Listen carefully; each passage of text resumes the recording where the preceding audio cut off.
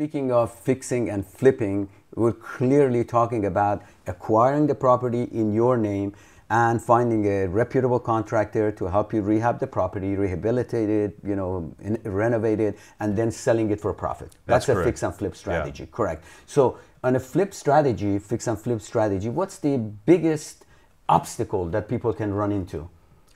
Money.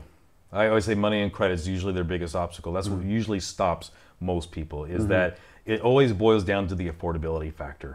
The affordability of time, the affordability of their budget on money, and the affordability of their budget on credit. Right. What if they can get connected with somebody who's got the money, they've got the knowledge, and you can marry him, and then you can go out there as partner, create a partnership. Then we just eliminated that problem, right? And I actually do that quite often myself, and I know you do as well. There's many times that we'll do a joint venture, and you can be as creative as you like. You can get someone that can be a partner that's money and credit partner. You can have the contractor as a partner, which he can reduce his labor and material costs. And you can be the partner that's kind of the puppet master putting the deal together.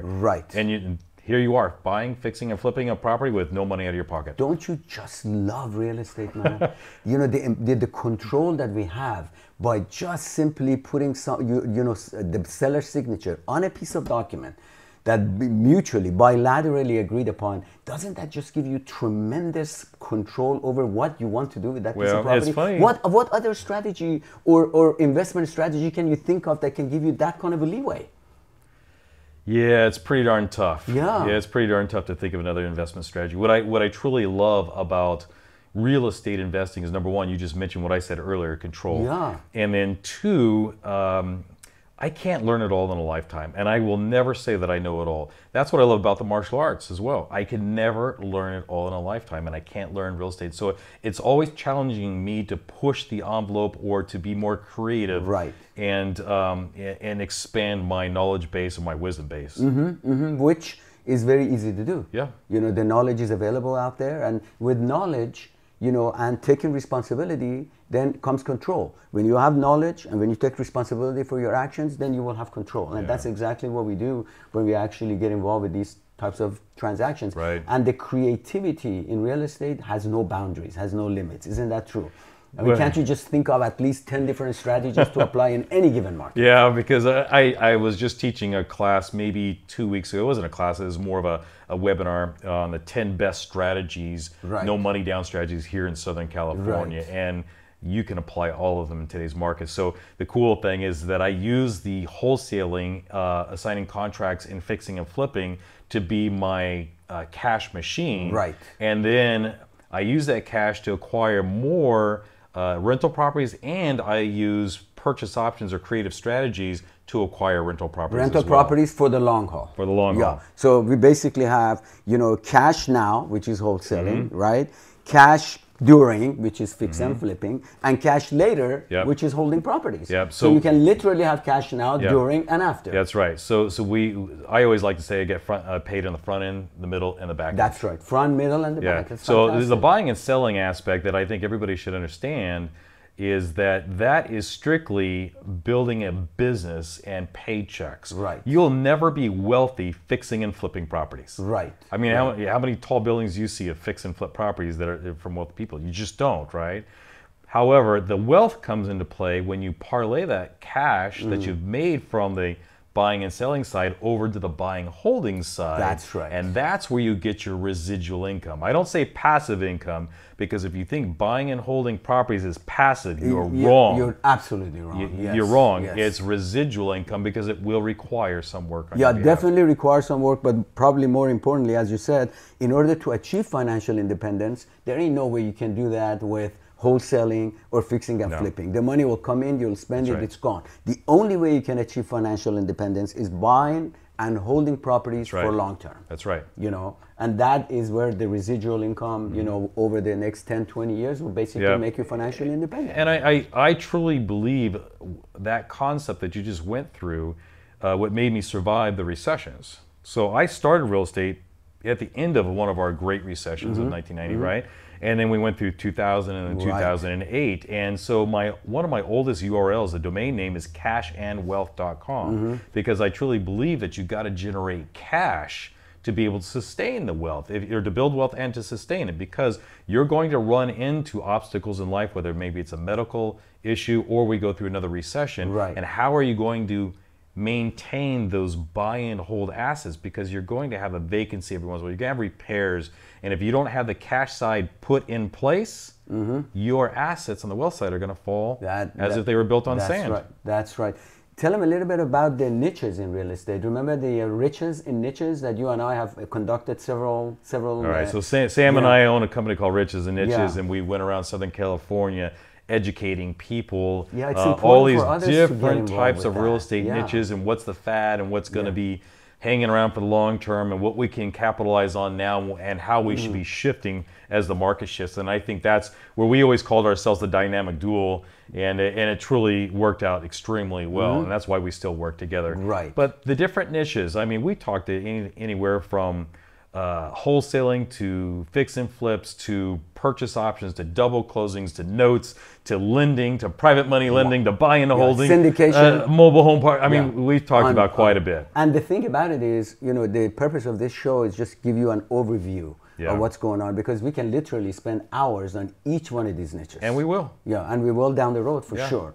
So what kind of advice do you have for people out there in this kind of market? What do you see? What do you foresee in the in the foreseeable future? Let's say in the next couple of years, what's going to happen with the real estate market? Yes, specifically with the real estate market. Every market is completely different from the next. So we can talk about Southern California as a whole and generalize it. And if I'm going to generalize it, then that means I'm going to say, okay, in that real estate cycle, we're definitely starting to hit the peak and plateau off. Right. But within the Southern California market, we have micro markets.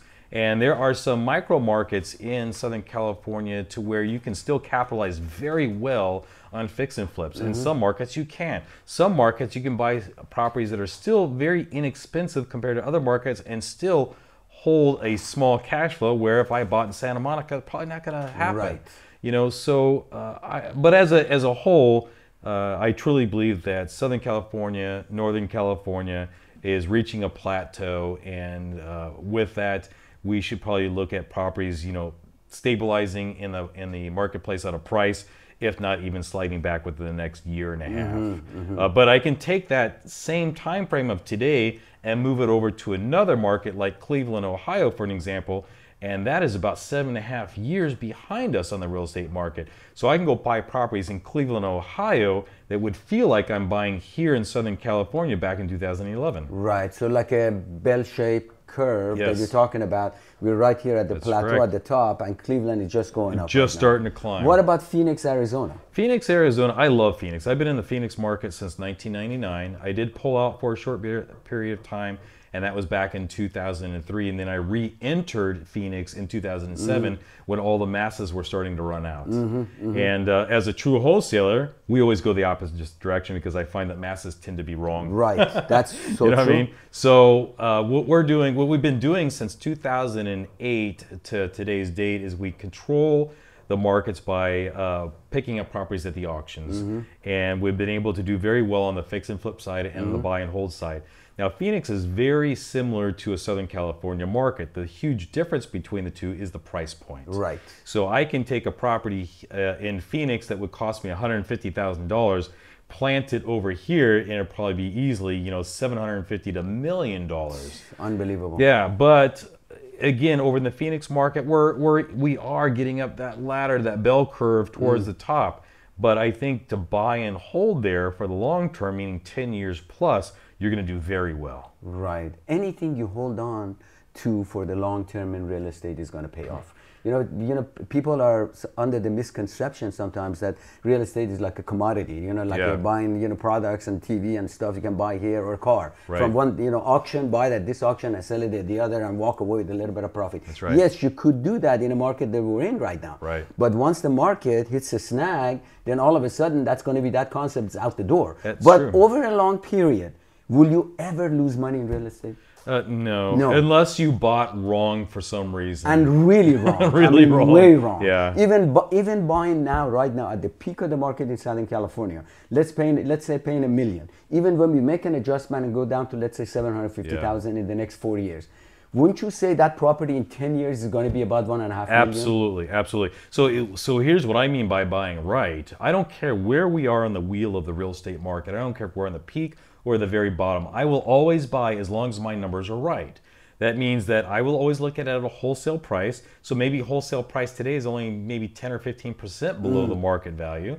But do I have the cash flow that comes in so I can make my mortgage payment? If the cash flow is paying the mortgage payment, even if I paid too much for the property, yes, 4 years property goes down $250,000, but 10-year span, it's above what I paid for it today, and I still made a cash flow. Exactly. As long as when we buy the property for hold purposes, we are not going to put ourselves in a negative cash flow scenario. Right. That's right. That's where a lot of people lost their properties back in the 2008 because thinking this euphoria is going to go on forever, and that, oh my goodness, I'll keep the property. I can afford to pay $500 negative cash flow for the next year. But what happened when the market crashed? Then all of a sudden it becomes a major burden to keep paying $500 a month negative cash flow, knowing that the value of your property is going down. That's right. So when you buy it, if you buy real estate for long term, our advice to you folks is buy it where you have no negative cash flow, or in the worst possible scenario, break even. Yeah. So at least you can hold on to using a it. solid loan, because you can remember back then there's a lot of gurus going around teaching people,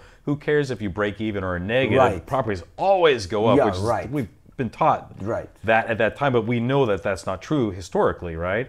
And then people are going out and getting interest-only loans. There's nothing wrong with the interest-only loans if you know how to use them properly. Neg-am loans, overpaying for properties, under market rent, and it just became a mess. And it goes back to what I was talking about earlier, that I truly believe that you have to build income streams to be able to support your assets, so that you can cover your assets. Right. In more ways than one, I suppose. Yeah, that's crazy. Well, that's great stuff, man. I mean, I love that, and I know you're very active out there, with your summits and real estate expos and so on and so forth. Would you like to invite anybody to one of the events? Look, here's the thing. You and I are both active, and we have a lot of similarities and a little bit of differences in strategies and such, but I think that makes a good marriage in regards to coming onto a show like this, so we can show different angles, and teach people different things.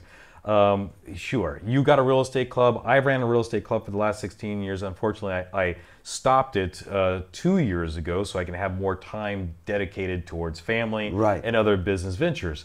But I do put on events, webinars, live events, trainings, and so I would welcome you to go to blackbeltinvestors.com to find out more about it. And I know that we've talked a lot about me right now, but what's going on with you? I mean, I just was at your club. It was phenomenal. I know, we had you had a great crowd. Yeah. I remember the first property I bought was back in the mid '80s, and I got one of those loans. Remember the assumable? No, loans? I was just born. Right, correct. Yeah. So I got one of those assumable loans, which, by the way, we no longer have assumable loans whatsoever. So I got one of those assumable loans. I bought a condo in Northridge. Oh. For like $85,000. Assumed the loan. I put down $5,000, which I didn't have, and I borrowed. And 2 years later, I sold that property for $130,000. Holy smokes! I mean, it was just like, and I said, "Wait a minute, is that how real estate works? This is awesome! I love this." But but we found a way around non-assumability, of course, right? And of course, we're gonna talk about it later. Great strategist when it comes to that. Yeah, because. But let me back up to this number: $85,000. What do you think that property is worth today? I venture to say probably about $350,000. Yeah. So does that not show over time insanity that if you hold on to it, I mean, what's the return on that? It's amazing, right? Well, I have a very good friend who owns a lot of real estate, and I was talking to him and I said, "Hey, Dan, would you sell some of your properties to us?" And he says, "Sam, my dear friend, we never sell. We always buy." The beauty of real estate is you never have to sell anything. When the value goes up, you can refinance that property, pull the money out, and the money that you pull out, it's a loan. It's tax-free. Essentially, you're getting a loan. So take that money and buy another property, and wait until that appreciates. Take that money and buy another. And that's why. So you can literally go from property to property and never have to sell anything. And that's the beauty of people owning their own home. I mean, if you can tap into a HELOC and acquire properties, whether you're going to buy, fix, and flip, or buy and hold, using that HELOC, which is a home equity line of credit, it's phenomenal. It's a great power tool. Now, you asked me a question earlier that I think a lot of people always want to know: have you ever lost money? What was your worst story? What about you? Have you ever lost money in real estate? Definitely. I have definitely lost money. But luckily, you know, I mitigated the circumstances by, you know, bringing somebody. The beauty of real estate, as we talked about, the control. So I could have lost a lot more had I sold the property, but I was able to create a lease option. You know, essentially I sold that with a lease with an option to purchase, and, you know, and therefore I was able to mitigate some loss. But at the end, I still walked away with, you know. But you know what I realized? I realized something. I have got to be able to hang on to my properties, because I noticed anyone who loses money in real estate is because they sell in a bad market. Right. If you're not forced to sell in a bad market, you will never lose money in real estate. I don't care what market you're in. Yeah, the only time I would strongly suggest someone selling a rental property that they've owned for the long term is if you're in a neighborhood you buy in a good neighborhood, but 10, 15 years go by and it's starting to transition into a bad neighborhood. Right. Then for me, that's when I'm location. I'm out. You're talking location. Well, yeah, location's important, right? Yeah. Location. Everybody says location, location, location. Right. That's true, especially when it comes to your own home residence, right? But I also take a look at it as the deal, the deal, the deal. Right. So, but when we're taking a look at rental properties, I hold on for the long term, just like you do. But if I see the market transitioning for the worse and it's gone from a working class neighborhood to a low income neighborhood and there's no signs of hope, I'm out, I'm selling it, taking that money and buying something better. But what you just said is actually the opposite of it is working right now. Gentrification of many other areas of LA, for example, Compton, that's true. Inglewood. One of the best when nobody wanted to go there 10 years ago. Now, we just bought a property. We bought a property 4 months ago for $330,000 in Inglewood, right? $330,000. We're putting $40,000 into rehabbing it, and we just put it on the market for $500,000. Yeah. And it's going to sell. You know, it's just the nature of gentrification, which essentially is demographics are changing. Yep. People are going into these areas that nobody would have walked into. That's right. And all of a sudden, you know, we see. So when you said, oh, you know, maybe it will be downgraded, I think what I see in LA, everything is being upgraded. Sure, but a lot of those, I agree with you, but I'm talking as the United States as a whole.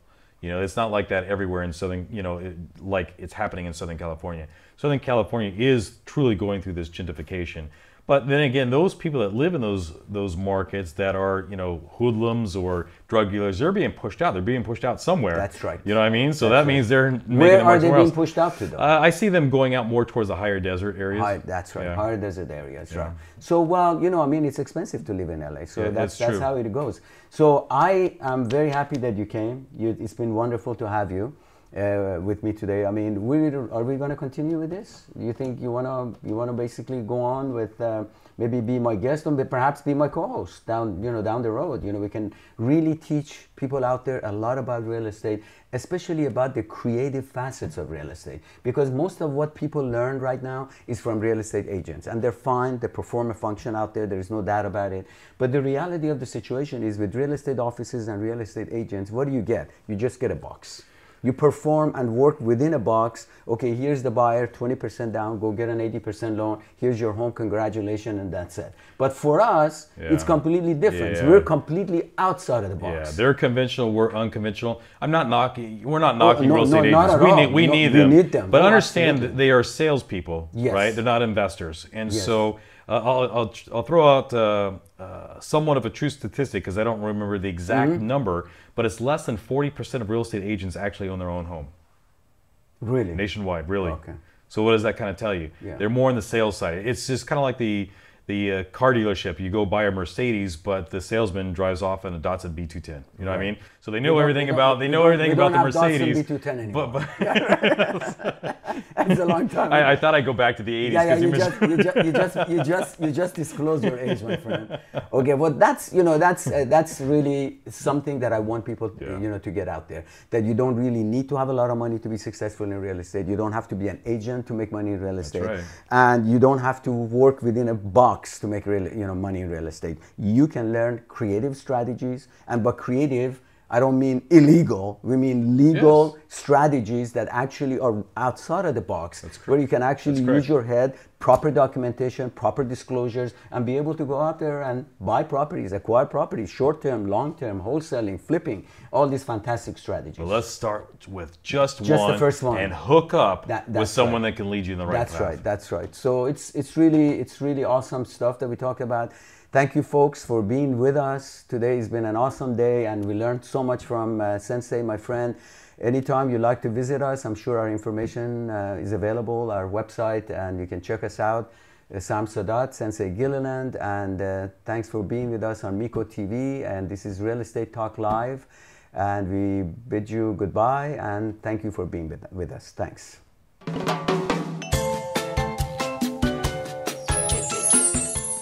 The inspirational message for today is about productivity. A lot of people confuse productivity with being busy. They're completely and totally two different ideas. When you are busy, your activity is random, has no goal, no purpose. It's like, playing with your messages in your Facebook, chattering with people aimlessly, and things that have no end result or do not contribute to your ultimate result orientation in bringing you whether it's money, happiness, satisfaction of some sort. Those are being busy, essentially like shuffling paper, starting a whole bunch of things and never finishing a single one. Just being busy, but not being productive. Whereas being productive means you're action oriented. Okay, your action has purpose, has a goal. It's not random. Okay, you finish a task when you start, and by finishing a task you will increase your level of morale, and morale is sense of high spirit, sense of well-being, and the good gauge of knowing at the end of the day whether or not you've been busy or productive is very simple. Look at how you feel. If you feel down, dejected, depressed, crappy, so to speak, then you've been busy but not productive. But at the end of the day, if your spirit is high, if your morale is high, and you high spirit and so on and so forth, that means you've been productive. So if you feel like you've been busy and not productive, it's easy. You don't need to take Paxil, Prozac, or any medication or any of that kind of stuff. Just get up and become productive. What do? Finish some of those tasks that you have left unfinished. Finish them. Okay, if you need to organize your closet, organize your closet. If you need to call your mom because you haven't in the past couple of weeks, call your mother. Because when you finish something, immediately increases your level of morale. And that's what we're talking about. We're talking about a life well spent is a life of productivity. And I want to tell you that productivity is the basis of your morale. I hope it's helped you. And with that, I just want to let you know that MeCo TV is on Twitter. It's on Facebook, it's on YouTube, it's on Instagram. Follow us. We are going to be providing you with a lot of fantastic information, knowledge, inspiration, motivation, so your life not only becomes positive and successful, but also happy. Nice to have you with us. Thank you.